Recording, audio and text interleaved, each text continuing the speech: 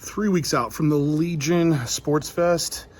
I am out with Renee. We're doing a nature hike today. It's my off day. I do have my check-ins done for the day.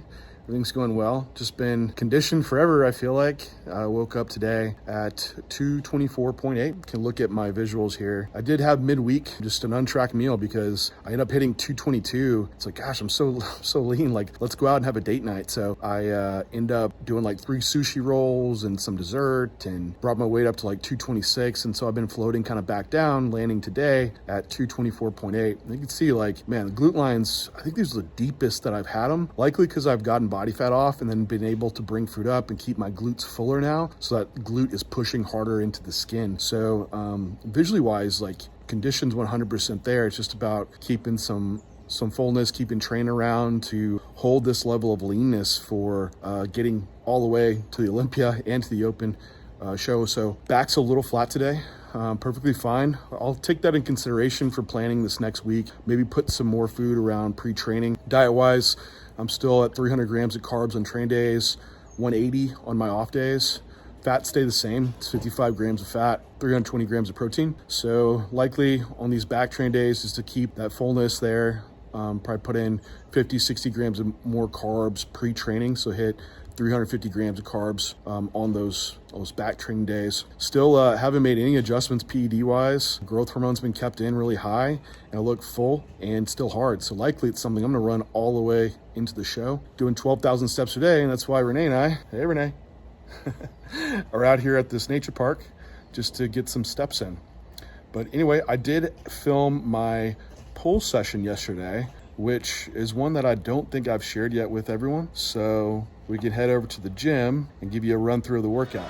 All right, guys, we're in pull session B here at the Muscle Factory. So my pull day A is where I have my lower back loading. So I have my bent over row, have 45-degree back raise. Today comes after legs, so it's my second leg session. It is one of the lower taxing sessions because of that, but there's also no lower back loading. So it's more just vertical pulls, chest supported rows, and some isolation work. But let's jump in. So this session starts with a Nautilus pull down. It's one of my favorite lat focused pull down pieces because the handles rotate, so you can really work on getting that elbow close to the hip. So that's what I really focus on cueing in it, is for one, when you start the pull, push that handle away from you and then drag it across and down the wall, right? Try to drag the handle down the wall, elbow to the hip, and then at the very bottom, squeeze that elbow in. So we get a lot of lat involved. And do 4 sets here. So rather than doing all these different exercises to keep efficiency there, I just do a couple extra sets here. So I don't have a lat row on this day. I do my lat base row on my other day, and I have an upper back focused pull down on my other day. So today I have more of my lat bias pull down. So I feel like in every session I had a lat pull down, upper back pull down, a lat row, an upper back row. I'll do like a couple sets. I feel like I'm just getting in it and I haven't fully exhausted the muscle through that exercise. So I've gotten a preference from just having them programmed differently to where I just have more sets of one exercise, to where, like, for me, I know like I'm no longer productive in that set. So what I'd say for yourself, like if you're training, you feel like, man, I feel like I'm just starting to get a pump and I haven't had a big drop off in performance yet on my sets, that's when you could consider like just doing more sets rather than trying to program more exercise in.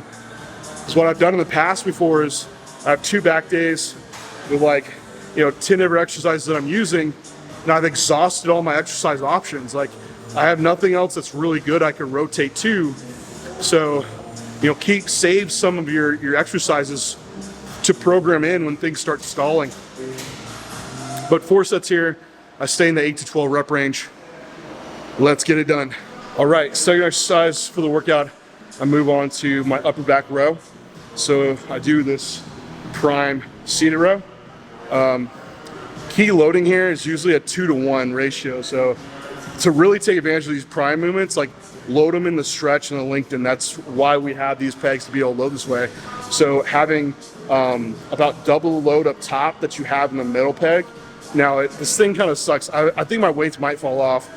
Someone out there's gonna be like, John, you're an idiot, you should do it this way. But with how it's loaded, like it's hard to get enough plate on there without the other plates getting in the way. So might have plates fall off. But anyway, set these up to where I am rowing with that arm path right about 45 degrees. I'm allowing some thoracic flexion extension to happen. Another thing setup wise with these is set up this chest support.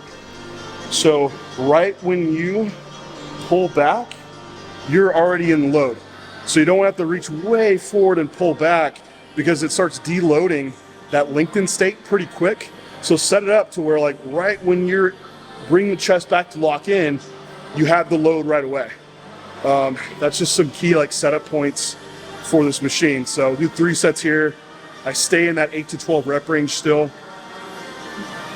And by very last set, I do some Kelso shrugs just to fully fatigue out the traps as well. And just getting some just protraction, retraction for that extra stimulus for them. All right, so done some of my compound work. Move on to isolation work for my lats and traps. So this is why this session, fatigue-wise, is fairly low. It's a lot of pretty high stimulus to fatigue ratio. So I superset a pullover and a shrug. On my pullover, staying in this like 12 to 15 rep range. It's a little bit higher reps than what I normally do on back work. I do use an easy bar, as just for me personally, I've got a better connection than going single arm on it.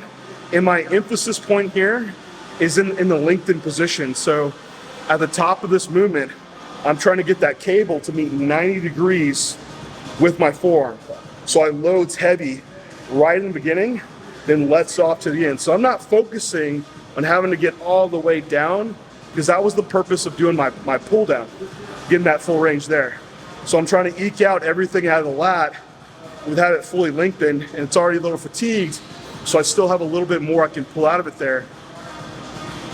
Now on my shrug, for my needs, I need more trap just overall for my rear double, for my lat spread. So just focus on driving the traps up and back, and I will have a little bit of forward torso lean to help align with those mid upper trap fibers. I'll do 3 sets on my pullover, just 2 sets on the trap work. My traps get lit quick, so I mean, I can tell on my upper back work, I get a lot more out of it than I do out of my lat work, and the recoverability is there to handle more volume on my lats. So 3 sets on the pullover, 2 sets on the shrug, just doing them back to back. And man, it's fun because my whole back is like lit up, pumped after this. All right, so I was in the gym and my camera died. So to finish up, I wrapped up that superset on pullovers and also dumbbell shrugs. And then my next superset that I go to is a rear delt fly, using a cable setup. And you'll see I use like a wrist cuff on my hand. It's because I had to get away from using a pec deck fly, actually grabbing that handle, and it really has been inflaming my tennis elbow along with just repetitive movements. So I had to move to the wrist cuff. Nothing special about the wrist cuff. I'm using it for my purpose. But setup wise, I'm setting up to where I am above my shoulder and having to come down at an angle that descends, and it lines up with that rear delt fibers really, really well.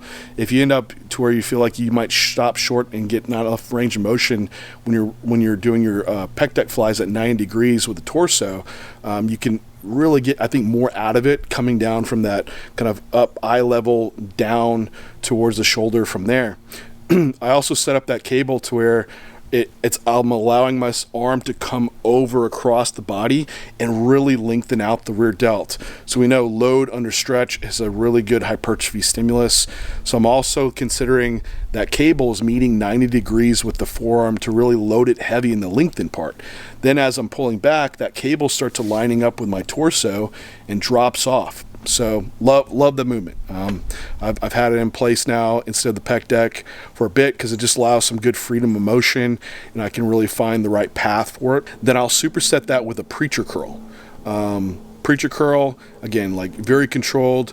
It does hit more mid-range in this one. I'd say mid-range because it does look like the biceps fully lengthened out. However, the elbow's out in front of you, so it's not fully lengthened in that sense, and then you are getting it letting off towards the top as that wrist is getting stacked over the elbow. So I do like a preacher curl. The upper arm's braced, so it's very controlled. Then the one movement I didn't get to show you is my behind the back cable curl. So we're training in more of that mid-range, short range with that elbow and the preacher curl. When we move that arm behind the back is where we can fully lengthen out the bicep. So I train both ranges that way, get the full range of motion out of training the bicep.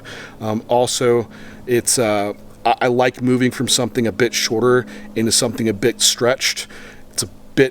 You might have a bit more risk if you start off with that big stretch lengthened movement first. So those were my bicep movements. I'll do 3 sets on the rear delt fly and the bicep curl, the preacher curl, and then 3 sets on that cable curl. And that wraps up my pull day. And that's going to wrap up my 3-week out update for you too. So this week, again, it's just more so about maintaining conditions there. It's really about maintaining gym performance, quality sleep, and just since I have such a long duration on this prep, that staying conditioned and seeing training performance drop off is where you're going to see a physique really fade. So you have to not be so cautious that you want to stay so conditioned the entire time and not feed yourself enough. So really looking at gym performance is huge right now. So I'm filming this, this wrap up after a few days, but today I am going back to a push session. It's a higher carb day that I'm putting in, so it's another 120 gram carb addition, so I'll have 400 grams of carbs for the day, and then I'll just assess daily at how today's training goes, then adjust the next pull session tomorrow according based on that. By 2 weeks out, that's where I'm thinking I might need to have that last week to suck down just a little bit, to where I don't really want to take advantage of using like a carb load, and also just making sure I'm hard and have that look in all the body parts that I want. But I don't want to get ahead of myself. You start planning and mapping things out in advance. So still just going day by day here. Anyway, thank you everybody for the support, and I will talk to you next week.